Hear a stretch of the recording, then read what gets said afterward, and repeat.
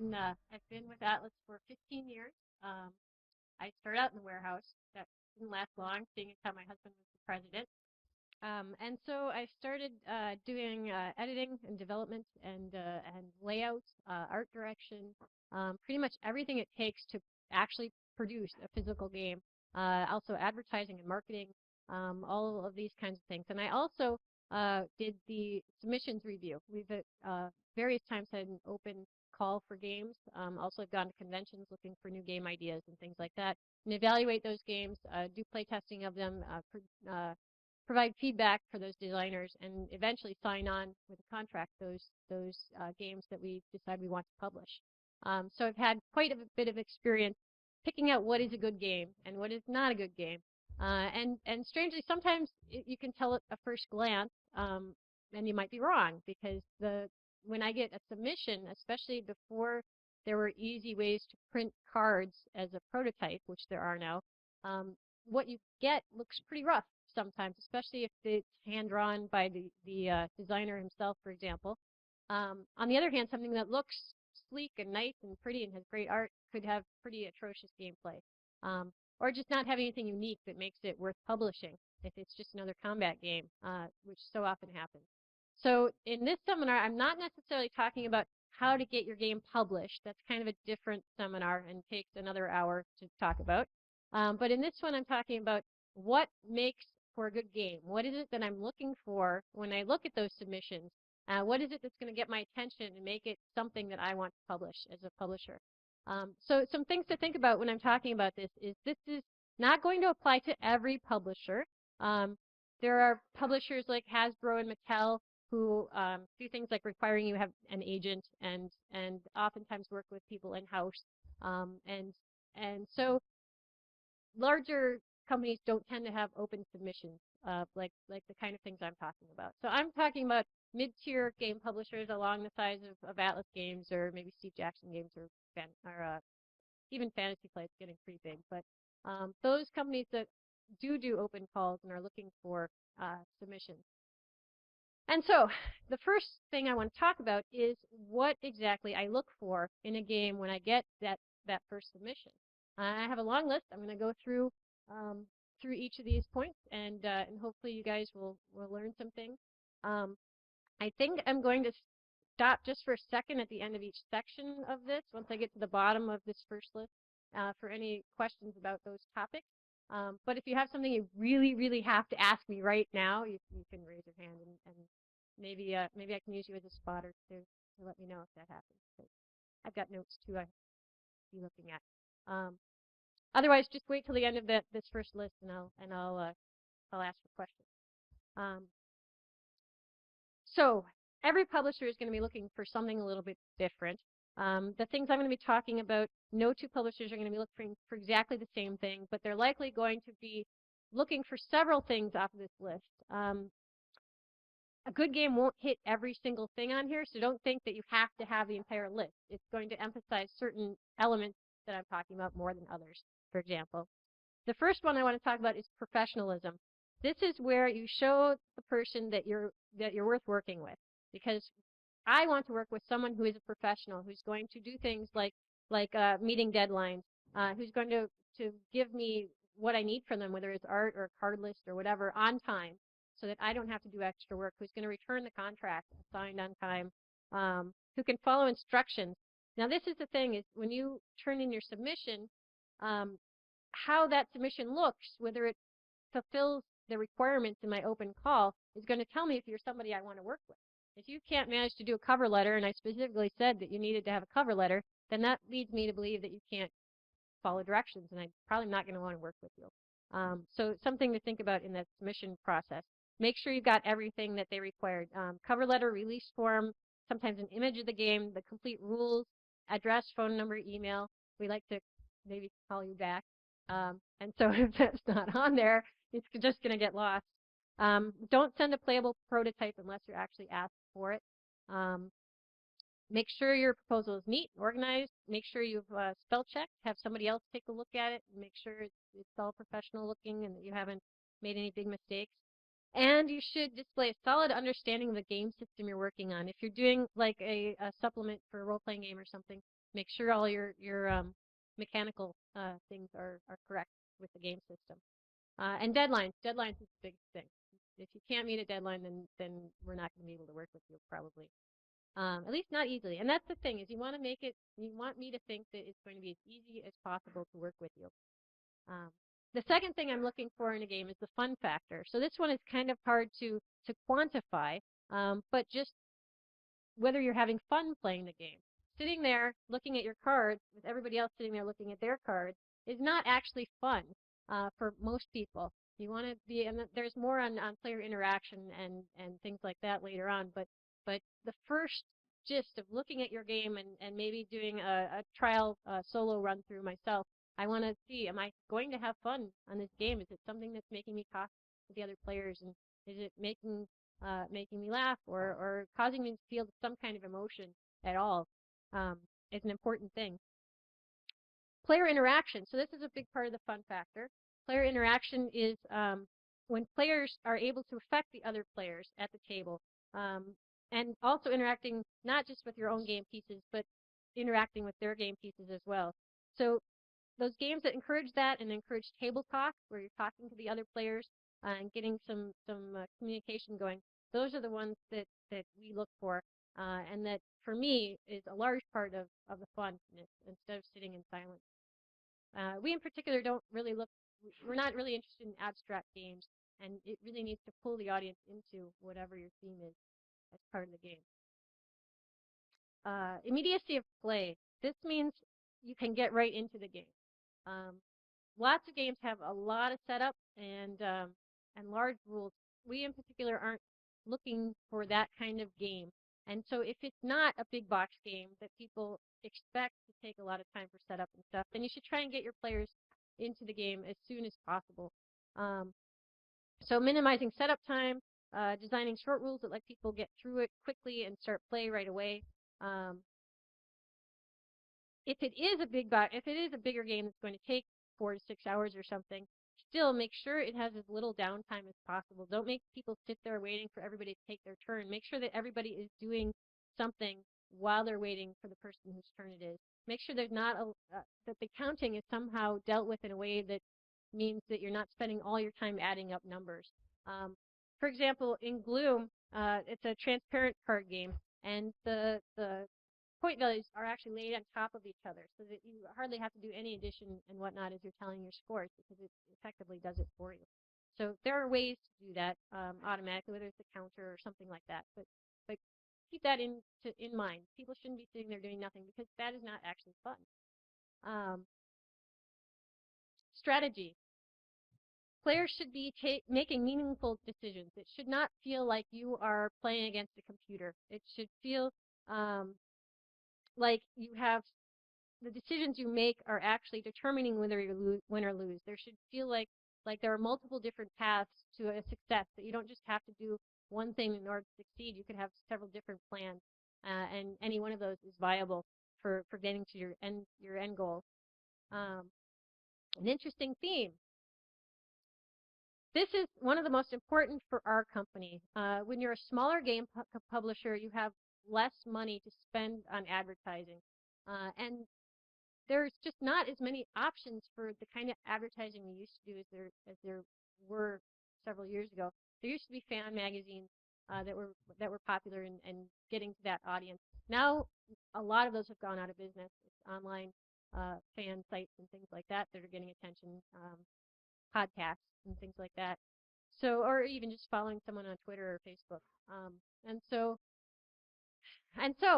our games need to catch people's attention without us there to sell it to them. I mean, if we're at a convention, yes, we can sell it to people who are walking by. But if it's sitting on a shelf with 100 other games, what is it that's going to get people's attention and make them want to look at your game? So the interesting theme is what grabs the customer's attention and gets them to come and take a look at it. Our games, Atlas games, tend to be kind of edgy, kind of humorous. You might have noticed that already. Or it has a unique shtick. In 3 Cheers for Master, on the cover, are these little impy guys. They're a whole bunch of little demons that are kind of shadowy looking. And they are forming a cheerleading pyramid. and they have pom-poms and little tutus and things. And so this is the kind of thing that, well, this is just released, so I'm hoping, but so far our sales numbers tell us that this is going to get people's attention. It already has got the attention of retailers who are looking at our product covers and deciding that they can sell that. So something different, something edgy, something that's going to get attention, something that sticks out. Um, it doesn't have to be neon pink necessarily, but but it needs to be distinguishable among all the other products that are out there. Also, the other point about theme is that abstract games, abstract games that have no theme at all, no backstory, are more common in things like the educational market. Um, if if you're trying to sell your game to the hobby games market, then really you should at least try and get some kind of a background story, some kind of a theme onto it to kind of guide the imagination of your players and let them feel like they're part of an experience and not just a moving tokens around on a board. That is part of the immersive experience point that's next up there. They should imagine they're part of a larger backstory. They should feel personally invested in the game, like they've got something to win or lose, and that they're going to be disappointed if they lose and happy if they win. Win or lose, they should become attached to their character or their little bit or whatever you're doing, your pawn. And they should be attached to their in-game accomplishments. They should feel good when they level up. They should feel good when they get whatever magic item that they've been working for, things like that. Immersive experience. The next one is interrelated theme and rules. So I've been talking about the theme in particular, but what I don't want to see is as an abstract game that has something thrown on top of it as a theme as a theme that doesn't really suit it. The two should be working together. In this game in particular, you're making your tower, and the mechanics of it say as you're building your tower, certain minions, certain little demons attack in different directions.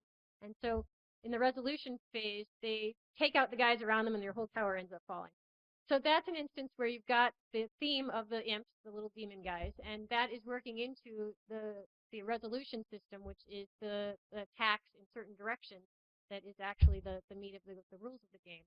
So the two combine pretty well, actually. And that's what I want to see, is something where your rules and your background story are working together.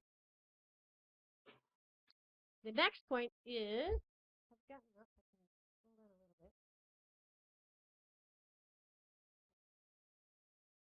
The next one is solid rules and mechanics. Playtesting. And I'm not talking about your mom. I'm not talking about your brother and sister or your best friend. You need to find someone who is willing to tell you the truth, who is willing to really say, I didn't have fun and this is why. I have a game group that I've been playing with for 10 years, and I've trained them to be mean because that's what's useful to me is they need to tell me why it is that they're not having fun in this game and how to fix it. And that's hard for a lot of people to do. And people like to be nice. They like to be encouraging. They like to say, "Oh yeah, it's a great game," but you need to be able to use their experience in a positive way to improve the game itself too. Um, playtest. The best way to do playtesting is to find a group and blind test. That means that you are not helping them to play the game. You're not explaining the rules to them because you know what? When you explain your game, you're lots of times telling them things that aren't actually in your rule sheet.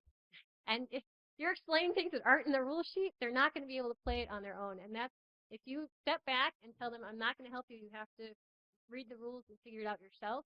And then you take note of where they're getting into trouble. You take notes about where they're stumbling and what parts are unclear, and you don't help them because that's the most important kind of play testing is finding out what it is that people aren't getting. And blind play testing is really the best way to do that.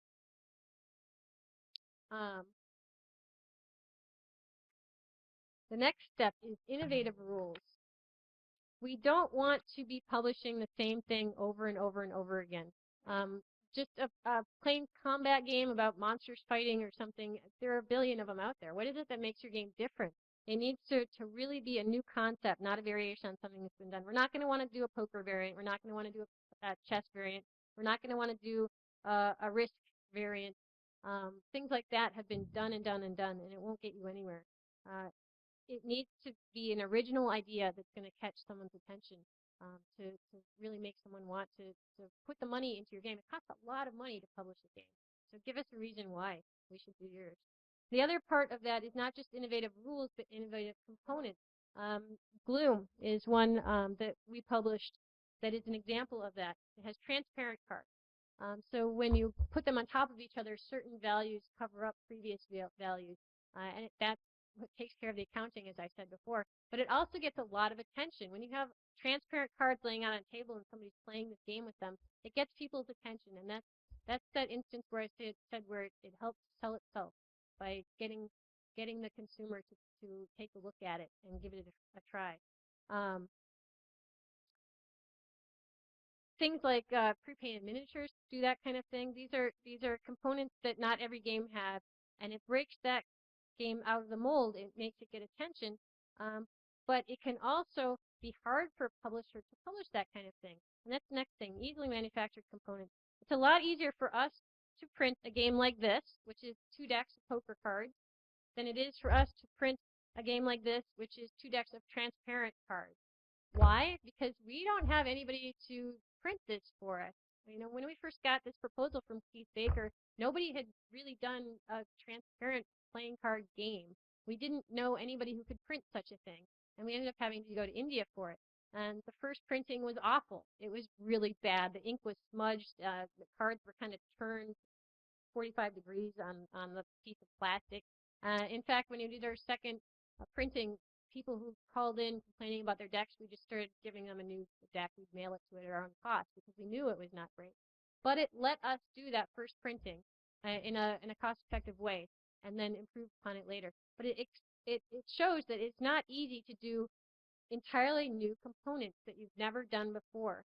It takes a lot of faith in a product to want to invest the kind of resources and money and time into figuring out how you're going to do something, trying to find a vendor who can provide it for you, and then selling it. The other thing is we charge $20 for this game, and we have to charge $25 for this game. And people complain. They say that's too much. Why are we spending an extra $5 for that? It's because it's transparent plastic. And first of all, it costs more. And second of all, it's never going to wear out. With lunch money, we actually have had people come back after 5 years or so and buy another deck because they've worn it out with the amount of times they've played the game. You will never wear out Gloom, so it's a one-time purchase for us. So we need to make sure that we're getting a little bit of a return on our investment there too. But that is a hurdle too. When you've got new components, you have to up the price, and that you have to hit a balance somewhere, and that requires a savvy publisher to be able to hit that spot. So if it's going to have innovative components, it needs to be part of a really innovative design that justifies it. Otherwise, the next point of compatibility with other products becomes key, and that is where your game should complement the other games in the publisher's line without competing with them. So if you've got a game that you're designing, the best thing to do is to go to your local game store and look around and see what other games are like it without being exactly the same thing. If it's exactly the same as something, you need to do something new. But if you had a game about dungeon crawling, well, you know, we publish Dungeoneer. Maybe you'd want to send it to us because that's something that we have an interest in. You're probably not going to approach Atlas Games with a minis game because we haven't done minis and we don't have that supplier for that, and it's going to be hard for us to want to take that step. So take a look around, see things that are similar to what you want to publish, and approach those companies in particular. The correct target market. In the hobby games market, we don't really target small children. Atlas Games usually targets adults ages 18 to 35-ish plus, around there. And so we want to get games like that. We don't publish sports games. We get a lot of submissions of like soccer games and golf games and things like that sometimes, even though I specifically put on our submissions page, do not send us these things. We don't publish to the educational market explicitly. We publish some games like Once Upon a Time that can work that way, but our primary market is hobby games industry.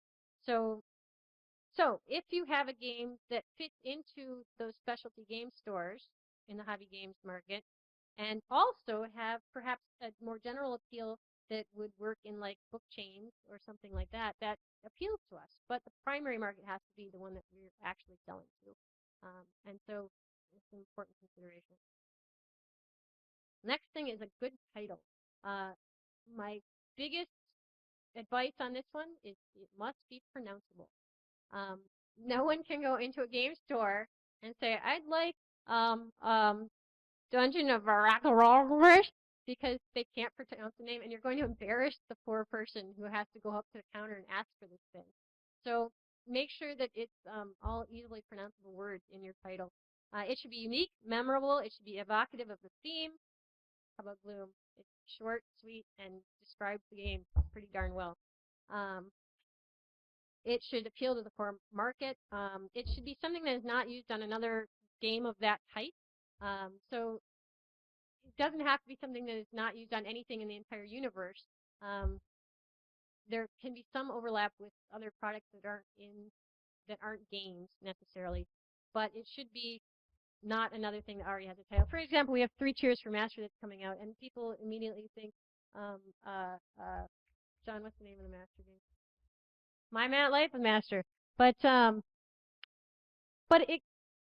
nobody's going to confuse this with that. And it kind of evokes the same sense of theme, perhaps, and I think that's a good thing for both games. But it's not something that anybody's going to get confused about. So there's an example of good one. And that's one where we renamed it, actually, in our playtesting ourselves. One of the guys in my game group came up with that. Expansion potential. You should have an idea of how to make more of this. If it makes a whole bunch of money, that's what we're going to want, is the ability to do an expansion. And we're going to want it quick, because by the time we know that we're going to want an expansion, remember, it takes a year or 2 years, even more, to get something to press, depending on how motivated we are. And so we're going to want it fairly quickly if it comes to that. So be ready if it has that potential. Multi-language capability. Games that have no English words on the cards or on the pieces, it makes a multi-language rulebook possible. It makes it able to work with our partners overseas, in a French publisher, German publisher, whoever, to want to game print with us and go in on our print run and be able to print their cards at the same time with alternate titles and things on it, possibly. So that's one thing to think about too. Easy demoing. When we're at a convention, we have bar height stools that are about 2 feet wide. If your game can be played on that, and the short version can be 10 minutes or so, stripped down, then that makes it a lot easier for us to sell the game, because we can do it at conventions. And the thing about conventions is those are your alpha gamers. Those are the ones who are going to take it home and show it to their friends, and it all feeds out from there. So it actually becomes pretty important. Collectability. Collectible games cost hundreds of thousands of dollars to produce, and most publishers are not going to be able to invest that much money in a print run like that. So you're better off approaching someone with a non-collectible game in most cases. So that is the end of the first list of what I look for in good games. Next, I'm going to talk about what makes good rules and what it is the publisher does after all that. But do you guys have questions at this point about specific things that I talked about on that list? Yeah. Oh, this is the fun part. There you go. Hello. Yeah. Could you run quickly through the list and skip titles if necessary, but give some concrete examples? What were good titles? What were good multi-language capabilities? What were the correct target markets? Blah, blah, blah. Did you get the question? Concrete existing examples. Yeah, that would take an awful long time. Ren Fair here is an example of one that I designed. I like this title because Ren Fair is something trademarkable. But its Renaissance fair would not be so much because I mean, every Renaissance fair or Renaissance whatever is is used generally in all kinds of ways. But Ren Fair is more trademarkable, but yet says exactly what it is. Gloom is a good example of a title where it's really much really establishing that mood. But there are no other games called that, and it's very visible, very short, easy to remember.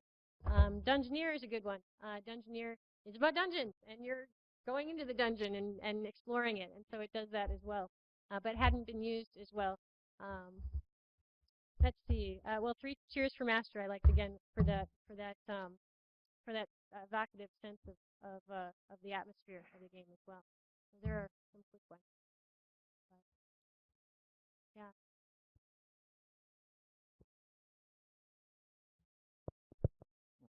yeah. This came up a few hours ago in the Finnish uh, game publishing bit. Do you separate between the target audience that will buy or purchase the game and the target audience that will play the game? You know what? Because lots of people buy games and never actually play them, and they just look at them. Is that what you mean? Is that they? That's a good point. Well, I would like to think that they're all playing the game, but This came up in games, some Finnish role-playing games that were aimed for children, where the parents will be buying them, but children will be the ones playing them. there you go, there you go. Very much so. Well, you don't really publish for children necessarily, but there are some products we've done that we've considered to be products for aunts and uncles of small children and things like that. Like we published Mini Mythos, which is a game, a line of um, children's stories that are done. They take a H.P. Lovecraft story and then tell it as a children's story.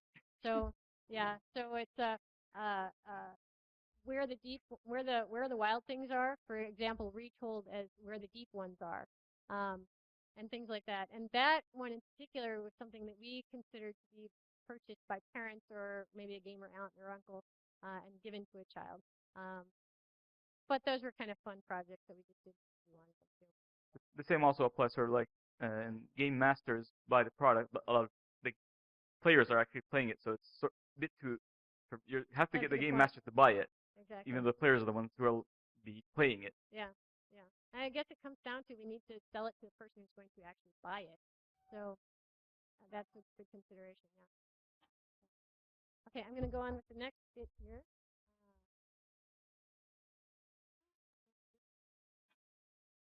There you go. Good rules. Your rules are arguably one of the most important parts of your game. If you can't figure out how to play it, then you're not ever going to play it.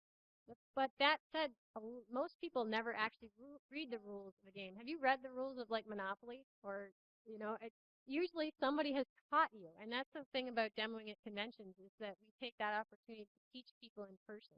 I think that's one reason that YouTube videos of demos of games are very popular too, is because being shown how to play is much easier than reading through text oftentimes.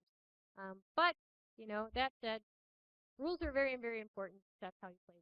You end up playing the subtleties of the game in particular. Most people end up using rules more like a reference guide than actually reading straight front to end, though. And so that makes from beginning to end. So that makes things like subheaders very, very important. So that's the first thing on my list. Is use a lot of subheaders. It makes it easy to go through and find things when you need to in the middle of your game. And that's what rules are usually used for, as that kind of a reference. Um, the second section of that is an overview. Don't forget to give, this is important, this is the part that gives people the sense of the atmosphere of the game. It needs to start with an exciting first line that gets their attention. I call it the catch line right there, or the hook. It tells what type of game it is. Is it a storytelling game? Is it a combat game? What should people expect when they're playing this game? Gives a quick overview of the basic gameplay. You put your cards on top of your character, and that busts them up, and the biggest, baddest one at the end wins, something like that. And it does mention that win condition, the goal of your game, at the beginning so that people know what they're doing. You shouldn't have to go to the very end of the rules to find the section on what you're supposed to be doing in this game. You should be able to know up front what it is. The next section is components. You should give a list of your components so that people can tell that they've got everything, because believe it or not, lots of times things get missing through no fault of your own. Printer errors are kind of common. the type and number of the cards, the other pieces included in the game, things like that. You need to mention the things that the player needs themselves, things like bringing along a watch for keeping time or paper and pencil for keeping score, things like that. Pennies or tokens. Lunch money uses quite a lot of pennies or small coins. So that's something you need to make sure they've got on hand. You need to note the number and recommended ages of your players, the time required to play. And then you go on to setup is another part of it. This is, again, all of these things I'm saying are pretty general. I mean, I have to be kind of plain vanilla in an overview, but individual games will do slightly different things. But in general, this is what most of them should have. Setup, describe how to sort and shuffle the cards, what kind and how many cards are dealt to the different player hands, whether players can look at their hands. This is like, whenever I do a demo, can I look at it? And many times rules never actually say that, they just assume. Where the draw decks are gone, where the decks go after dealing, usually in the center of the table, but you need to say. Whether the cards on the table are face up or face down. That's another thing, is can I show these to people or not, is a common question. Mention that discard piles were formed during play, or if not, and where they should go. Any other components in the game should be mentioned here with specifics on how they're supposed to be given out to the players and when. So you've got little pawns or something, make sure you mention them there. And name the starting player. This is one that people forget a lot. And the thing about naming the starting player is it's great to do something clever at this point. Our old version of Once Upon a Time, the starting player was the one with the longest beard, which was really fun, only then it got kind of discriminatory because only men and kids, you know, and so we thought we needed to be a little bit more egalitarian with that. In Gloom, the starting player is the one who has the worst day so far, which at a convention where everybody's up the night before, there's actually kind of a nice fight about that every time I play it here. Who's most hungover this morning? Things like that. One person not to make your first player is the youngest. That is a bad idea. The little kids usually need more time to get used to the game and how it goes, and oftentimes need help. So don't make them be the first one to go. Gameplay. You need to define turn and around if necessary, especially if you're using alternate terms. Sometimes alternate terms for those are nice as far as flavor goes. Other times it's just annoying. So ask the playtesters whether that's something that's helping the game or not. Thank you for telling me. Describe turn rotation if it needs it. Something like alternating turns, simultaneous turns, to your left, whatever. List the player turn actions in order. So a summary sheet of some kind is very helpful in this instance too, because having each person have their own turn order summary card makes gameplay go a lot faster. And you can also emphasize that with an insert box that gives you the brief turn order in the rules as well. Yeah. Yeah. You mentioned things like where to put the decks and all that stuff. Would including picture material, video material help with that? So yeah, most of the times there are diagrams and things like that, and a display of the game space, the table, and what that should look like, and where everything should be. Yeah. All right. Exactly.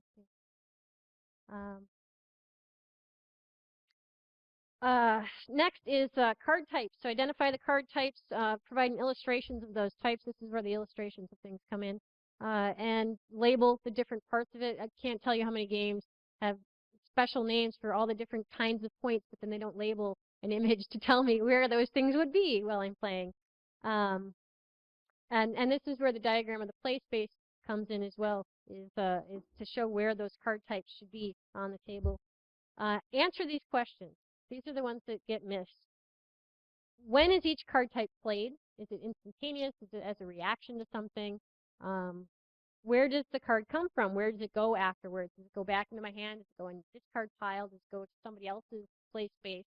Are there any card interactions that should be described in detail? There are lots of times when there's a conflict, and should the rules come first, or should the card text come first in trying to work out those conflicts? Things like that. And what if you run out of cards in the draw pile? Mention that, shuffling would be a good idea. Last, not quite last, but we're getting there. Endgame and winning. To describe how to tally up your scores and determine who wins in the end. And include a clever theme-related reward at the end. So if you say, oh, Gloom gets, well, this isn't real, but Gloom, the gloomiest person of the day, or if say King of the Day, or something like that, it lets the person who win have an extra positive note at the end if you give them some kind of in-game reward, like a title. Then extras are things like an example, play, strategy, hint, optional rules, game variants, and glossary. These I actually have been suggesting that we put on our website lately, especially if you've got to figure out what kind of game you're doing. If it's a rules-heavy game with a huge box of stuff, then maybe you can put all those things in there. If you're trying for rules light, then try and make your rules as light as possible and put those things on the website instead. And you can put a note, go to the website for downloads, which is nice for your publisher because then they get more traffic to their website besides, which is always a plus. Credit should have yourself as the game designer and the names of all of your playtesters because they get credit too. A special thanks line, and you can claim a copyright, which you do by writing something like copyright year, your name, and then the game title. And you say it's a trademark of your name, all rights reserved. That's the basic formula. That's how you do it. You don't need to register a trademark yourself. Your publisher will do that if they think that they need to. And the publisher will add a bunch more credits like who is doing your layout and art and all those things as well. So, no time for more questions for this section, I'm afraid, but I will try and get my last bit done. The process inside the publishing house for working your game into a better game, because it's going to be a good game and you send it in if you do all this stuff, right? But they have to make it into an even better game because that's their job. So first, they'll do a first revision based on the editor's playtest of your submission. So when I get that submission, I look at it, I do a single player run through just so I can see how it's working on the table in front of me. Then often I'll grab some other people in the office and do a real playtest. I write up notes and I send them to you. And those playtest notes you need to consider very seriously because those are the things, if I'm accepting your game, those are the things I'm requiring you to change in order to really make it a game that I want to publish. You'll probably only have one chance to fix it, and then I will fix it myself. And you probably won't like that as much. And that's not the kind of relationship you want to set up with your developer, your editor. So try and fix everything that your editor tells you, or have a really good reason for it. If there's a particular reason why you did something, talk with them and explain that and see if there's some way you can make that more clear. It's the editor's job to look through all the aspects of your game's design to find the things that aren't working, to make them better, to make you think about your choices and find things that you may have overlooked and bring them to your attention. So that's what that first revision is about. The second revision is after we do a big playtest. We get, usually it's around 4 to 6 playtest groups who we worked with in the past and have them look over your game or more.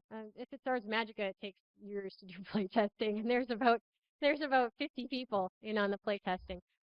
But if it's a card game or a board game or something like that, we send it out to those playtest groups who we've used in the past. Again, they've all been people who are trained to do the playtesting in the way that we're looking for, which is honestly very critical for a good reason.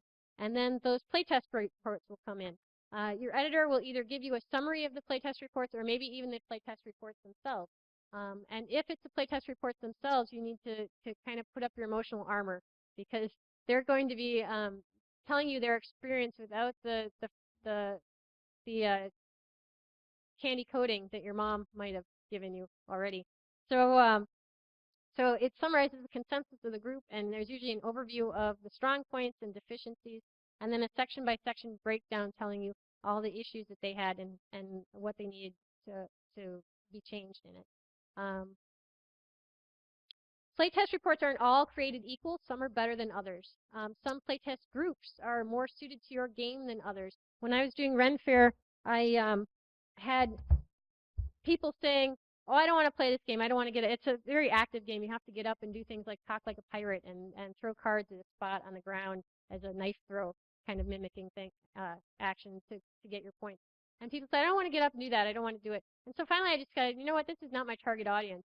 These people in these game groups who are so used to playing role-playing games and stuff for us, really, my target audience is a lot younger, and it's people with kids and kids who want to play this as well. So there are times to discard it and say that this playtest group wasn't getting it, and other times to take it really, really seriously. And your editor will help you decide on those. It's not the same as getting your editor comments, but you should take them as seriously as you think and your editor thinks each one needs to be.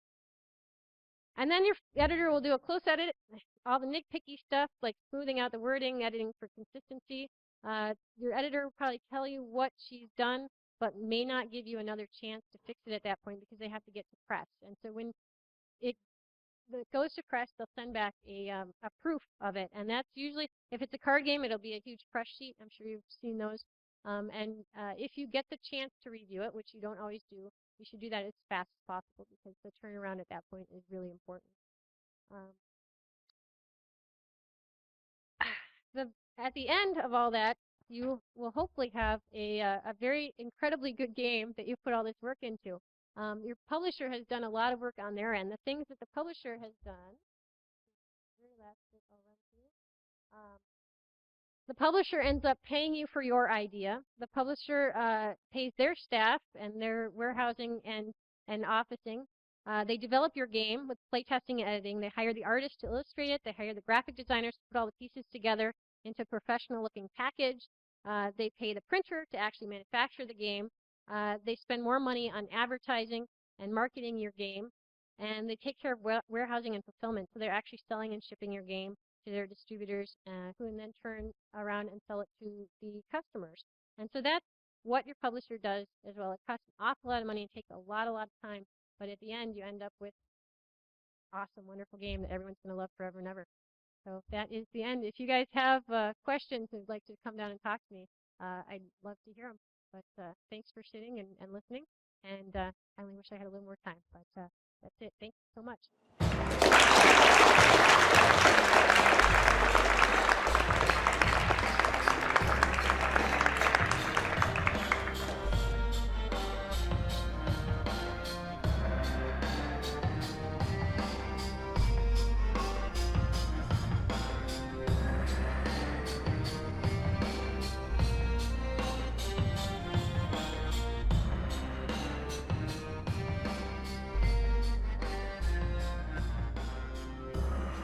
Ropecon.